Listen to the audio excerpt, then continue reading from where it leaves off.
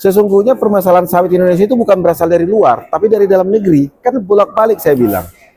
Bolak-balik saya bilang, persoalan sawit Indonesia itu bukan datangnya dari negara Uni Eropa, negara-negara pesaing lainnya, tapi justru dari dalam negeri. Nah, kita sendiri yang ngerecokin. Apa itu?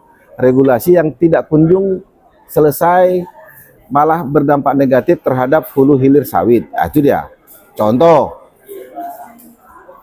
PP tentang turunan dari Undang-Undang Cipta Kerja, Peraturan Menteri Kehutanan tentang Undang-Undang Cipta Kerja turunannya, semuanya mencekik sawit. Yang pasal 110B contohnya.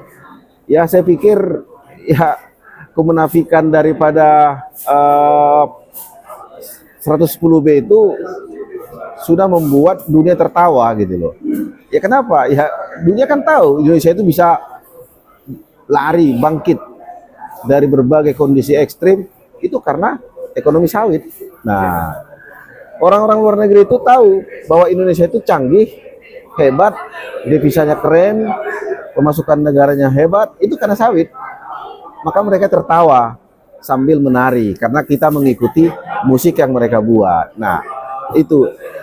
Yang kedua, bahwa anggapan dari sebagian besar masyarakat tentang sawit justru sangat menyedihkan gitu loh, karena berhasil dia dicekokin oleh isu-isu dari negara asing tadi pesaing sawit, dan itu ditelan bulat-bulat. Nah, disinilah penting perannya Badan Pengelola Dana Perkebunan Kelapa Sawit. Tapi sangat disayang, sangat sayang berhasil lagi negara pesaing sawit mengerjai tanda kutip Indonesia melalui dibubarkannya BPDPKS.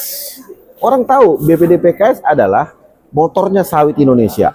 BPDPKS adalah sentralnya kecanggihan sawit Indonesia.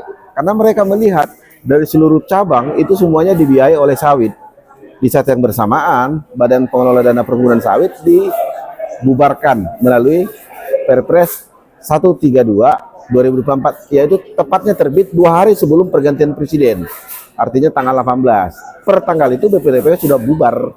Nah, setelah dibubarkannya BPDPKS, dunia semakin tertawa gitu loh.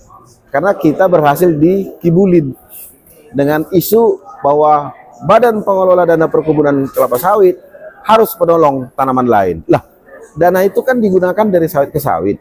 Nah, dibentuklah namanya Badan Pengelola Dana Perkebunan yang membawahi kelapa dan kakao, termasuk sawit, yang dananya dipakai dana dari dana sawit. Ya saya pikir ini hanya tinggal bom meledak aja kalau itu benar-benar dilakukan. Hati-hati, jangan mencoba untuk membuat petani sawit marah. Itu dana sawit, bukan pajak. Pajak itu di blending, tapi itu dana keringat petani sawit yang hari ini kami terbeban Rp204 dikumpul oleh Badan Pengelola Dana Perkebunan Kelapa Sawit. Masa digunakan untuk tanaman lain? Kami bukan marah, tidak suka dengan yang lain maju, tapi silakan menggunakan dana sendiri. Ini bukan APBN, dan itu sangat melanggar undang-undang PNBP. Penggunanya kan afirmatif kalau dia PNBP, artinya tujuan khusus dengan maksud tertentu. Nah, ini mohon pertimbangan kepada Menko Perekonomian dan Menko Pangan, terkhusus kepada Bapak Presiden, untuk kiranya meninjau kembali Perpres tersebut. Kami tidak ingin inklusme, tetapi kami hanya ingin mengatakan biarlah kami sawit tumbuh berkembang dengan apa yang sudah baik selama ini, karena capaiannya juga harus banyak harus dicapai. Belum lagi diantara lain permasalahan, tapi intinya permasalahan itu datang dari Indonesia dan itu sangat kecil. Mudah-mudahan Pak Prabowo yang sangat tegas, merah putihnya menyala untuk sawit Indonesia.